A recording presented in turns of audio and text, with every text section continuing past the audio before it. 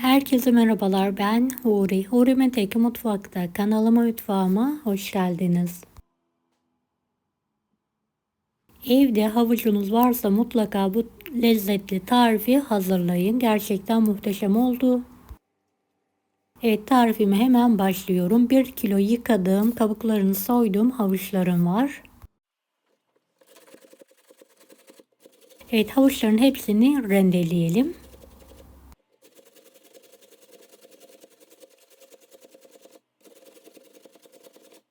Evet, dilerseniz rendelenin ince tarafıyla da rendeleyebilirsiniz. Ben kalın tarafıyla rendeledim. Evet, şöyle geniş bir tavanın içine alalım. Bir su bardağı toz şeker ekliyorum. Yüksek ateşte önce sulanıp sonra tamamen suyunu çekene kadar kavuralım.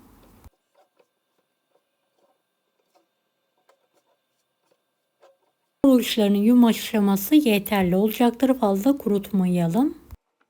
Evet, bir su bardağından eksik kavrulmuş fındık, biraz tarçın ekliyorum, karıştırıyorum.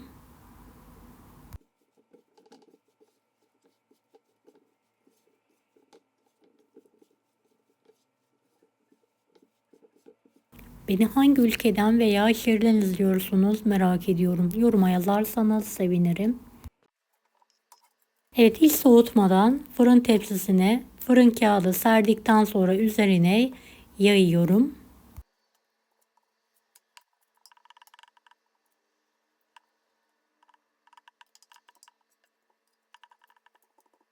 Eşit miktarda yayalım. Elimizle şöyle bir bastırıyorum, düzeltiyorum.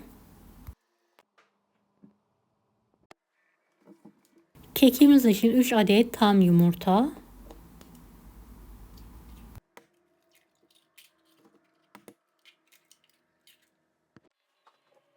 Karıştıralım. 1 su bardağı toz şeker ekleyelim. Köpük köpük olana kadar karıştıralım. 1 su bardağı ılık su.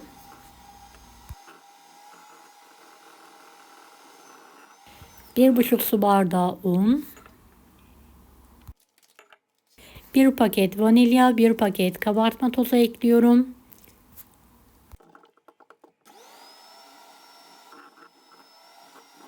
Evet, homojen olana kadar karıştıralım. Kıvamı bu şekilde olmalı.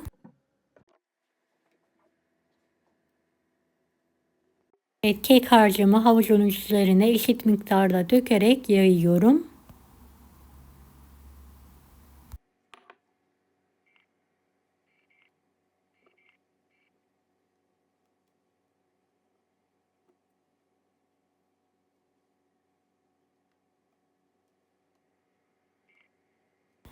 Üzerini düzelttikten sonra önceden ısınmış 170 dereceli fanlı fırında 20 dakika benim fırınımda kekimi pişirdim. Evet, üzeri pembeleşmesi yeterli. Şöyle spatula ile kenarını kaldırıyorum. Tekrardan bir fırın kağıdıyla ters çevirerek kekimi çeviriyorum.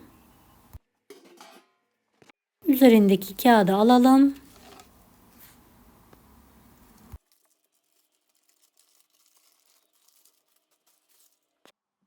Evet, hiç bekletmeden sıcakken rulo saralım. Evet, pamuk gibi kekiyle asla çatlama yapmıyor. Sıkı sıkı saralım.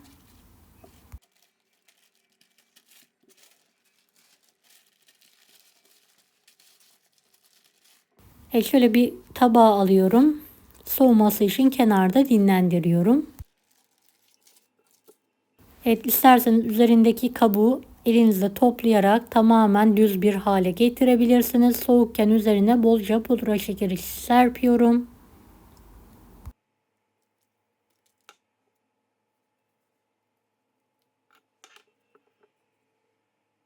Şöyle 2 parmak genişliğinde dilimlere keserek hazırlıyorum.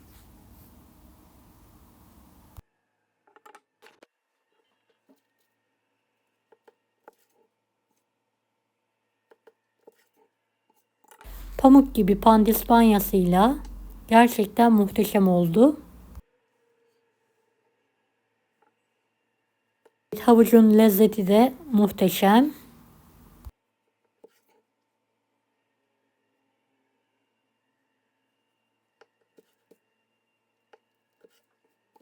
Dilimleri ayırıyorum ve servis tabağına alıyorum.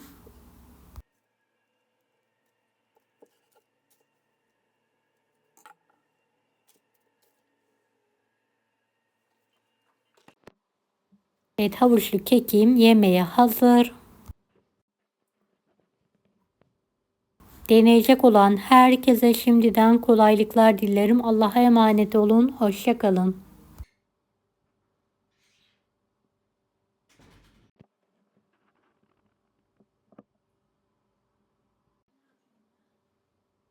Daha farklı tarifler için bunları da izlemeyi unutmayınız. Kolay gelsin herkese.